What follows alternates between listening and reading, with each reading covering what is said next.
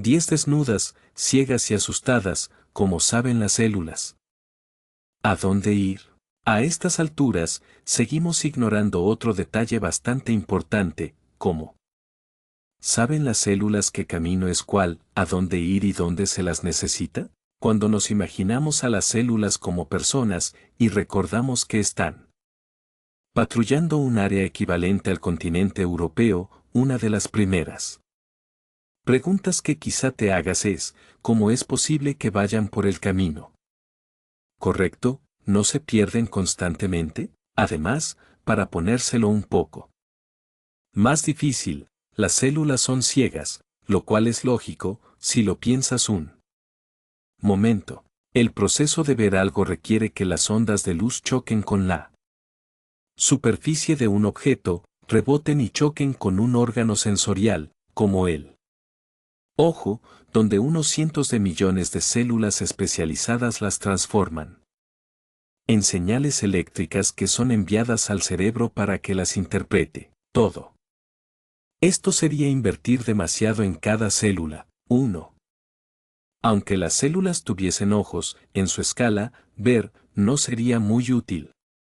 Porque su mundo es pequeñísimo y, para una sola célula, las ondas de luz son enormes y poco prácticas. Si tuvieses el tamaño de una célula, las ondas de luz visibles te llegarían desde los dedos de los pies hasta el ombligo. Las bacterias son ya tan pequeñas que apenas son visibles con microscopios ópticos y su imagen es bastante granulosa, y los virus son aún más pequeños, bastante más que las ondas de luz, y, por tanto, invisibles según cualquier acepción de ver, excepto con herramientas especiales, como los microscopios electrónicos. Además, la mayoría de los lugares del cuerpo son bastante oscuros. Si tu interior está bien iluminado, es que algo terrible ha sucedido. El mismo principio se aplica a la audición, que es la capacidad de detectar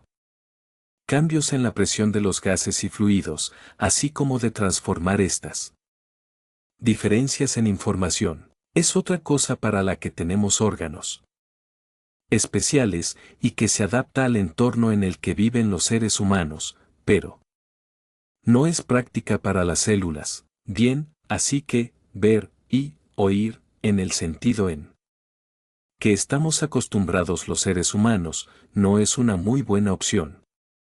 En el micromundo, entonces, ¿cómo experimentan las células su mundo?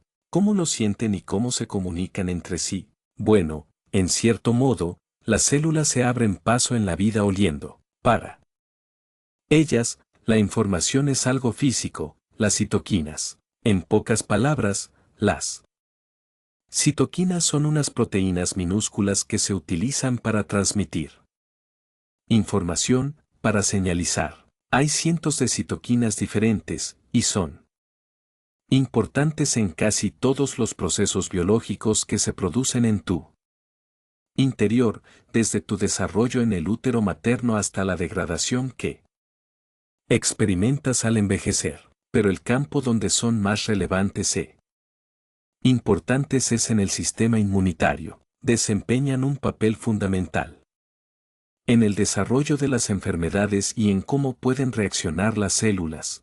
En cierto sentido, las citoquinas son el lenguaje de las células inmunitarias. Nos encontraremos con ellas varias veces a lo largo del libro, así que vamos a hacernos una idea de su funcionamiento.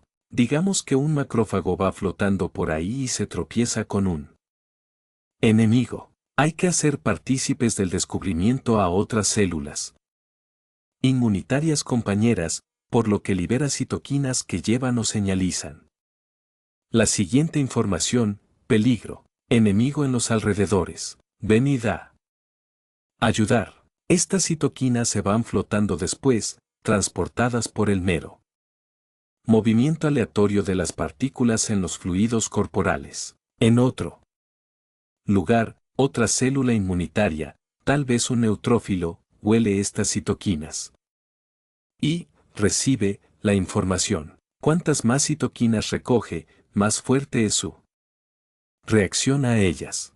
Entonces, cuando el clavo oxidado penetró tu piel y causó incalculables muertes y destrucción, miles de células gritaron al unísono y liberaron una altísima cantidad de citoquinas de alarma, lo cual se traduce en la información de que ha ocurrido algo terrible y necesitan ayuda urgente, alertando así a miles de células para que actúen. Pero esto no es todo, el olor de las citoquinas también sirve como sistema de navegación. 2. Cuanto más cerca del origen del olor esté una célula, más citoquinas recogerá. Al medir la concentración de citoquinas en los alrededores, se puede ubicar con precisión de dónde proviene el mensaje y, después, avanzar en esa dirección. Se trata más o menos de oler, donde el olor es más intenso, lo cual conduce al lugar de la batalla. Para ello, las células inmunitarias no tienen una sola nariz, sino millares de ellas, en todo el cuerpo, que abarcan las membranas en todas las direcciones. ¿Por qué tantas? Por dos razones. La primera es que, al estar cubiertas por narices, las células tienen un sistema olfativo de 360 grados. Pueden determinar con bastante precisión de qué dirección proviene una citoquina. Estas narices son tan sensibles que a algunas células les basta una diferencia del 1% en la concentración de citoquinas alrededor de una célula para saber a dónde tienen que ir, lo cual es una elegante manera de decir que podría haber solo el 1% más de moléculas en un lado de la célula. Esta información se usa para orientar a la célula en el espacio y, después, hacer que se mueva hacia su objetivo, siempre siguiendo el camino de donde proviene la mayoría de las citoquinas. La célula da un paso y olfatea, luego da otro paso y vuelve a olfatear hasta que llega a donde se la necesita. La otra razón por la que es bueno tener millones de narices es evitar que las células cometan errores, puesto que las células inmunitarias son ciegas, sordas y estúpidas, no tienen modo de hacer preguntas, no saben si una señal es real, o si la están interpretando correctamente. Por ejemplo, un neutrófilo podría recoger una citoquina restante de una batalla ya ganada. Equivocarse sería un desperdicio de recursos, o podría distraer al neutrófilo. La solución es no depender de una sola nariz, sino de muchas al mismo tiempo. Oler algo con una sola nariz no provocará ninguna reacción. Unas decenas de narices que huelan algo estimularán ligeramente a una célula inmunitaria, pero unos centenares o incluso millares la irritarán con bastante intensidad y la harán reaccionar con notable violencia. Este principio es de suma importancia. Una señal debe superar un umbral específico para obligar a una célula a actuar. Este es uno de los ingeniosos mecanismos reguladores del sistema inmunitario. Una pequeña infección con un par de decenas de bacterias solo hará que unas pocas células inmunitarias envíen algunas citoquinas, y solo otras pocas olerán estas señales. Pero si la infección es mayor y más peligrosa, se enviarán muchas señales y reaccionarán muchas células, y, debido a que hay mucho perfume de batalla a su alrededor, lo harán con decisión. La intensidad del olor no solo llama a más células para que ayuden, sino que también se asegura de que la reacción inmunitaria se detenga por sí misma. Cuanto mayor sea el éxito de los soldados en el campo de batalla y menos enemigos estén vivos, menos citoquinas liberarán las células inmunitarias. Con el tiempo, se convocarán cada vez menos refuerzos al campo de batalla y, allí, las células combatientes acabarán muriendo por suicidio. Si las cosas van correctamente, el sistema inmunitario se interrumpe por sí solo. En algunos casos, todo este sistema puede fallar, con nefastas consecuencias. Si hay demasiadas citoquinas, el sistema inmunitario puede perder toda su contención, enfurecerse y reaccionar de manera exagerada, lo que provoca una tormenta de citoquinas, un nombre muy adecuado. Esto solo significa que demasiadas células inmunitarias liberan demasiadas citoquinas, aunque no haya ningún peligro, pero las consecuencias son terribles. La avalancha de señales de activación despierta a las células inmunitarias de todo el cuerpo, que a su vez podrían liberar más. La inflamación aumenta enormemente y ya no se limita solo al lugar de la infección. Las células inmunitarias inundan los órganos afectados y pueden causar un profundo daño. Los vasos sanguíneos de todo el cuerpo sufren fugas, de modo que el sistema vascular pierde líquido que ingresa en los tejidos. En el peor de los casos, la presión arterial caerá a niveles críticos y los órganos no recibirán suficiente oxígeno y comenzarán a pararse, lo que puede provocar la muerte. Sin embargo, por suerte no tendrás que preocuparte demasiado por esto en el día a día. Las tormentas de citoquinas solo se producen cuando las cosas van terriblemente mal. No obstante, nos hemos saltado alegremente unas preguntas, como ¿transmiten o señalizan la información las citoquinas y qué conlleva esto? ¿Cómo le indica una proteína a una célula qué hacer?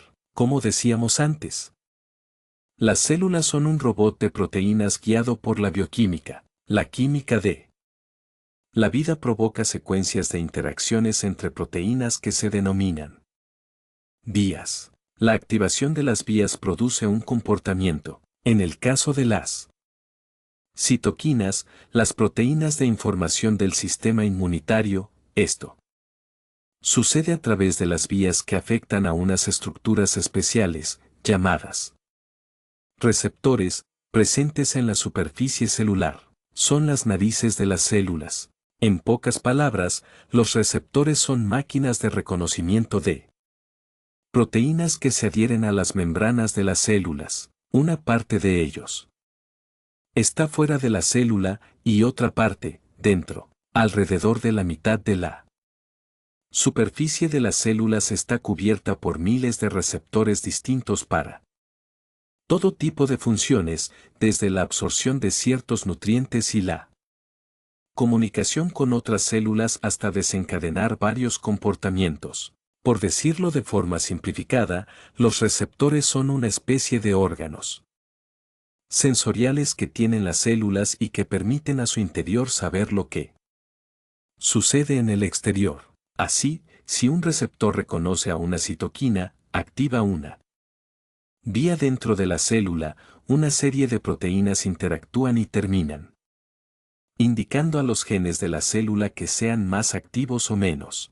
En resumen, las proteínas interactúan entre sí unas cuantas veces, hasta que, finalmente, cambian el comportamiento de una célula. La verdadera bioquímica del sistema inmunitario es una pesadilla por sí misma, de modo que aquí omitiremos los detalles, aunque puede ser genial aprenderlos si tienes paciencia y una alta tolerancia a los nombres complicados. Por resumir lo importante, las células tienen millones de narices en el exterior, que se llaman receptores. Se comunican liberando proteínas que transportan o señalizan información, llamadas citoquinas. Cuando una célula huele citoquinas con sus receptores, narices, estas activan vías dentro de la célula que cambian su expresión genética y, por tanto, su comportamiento. Así,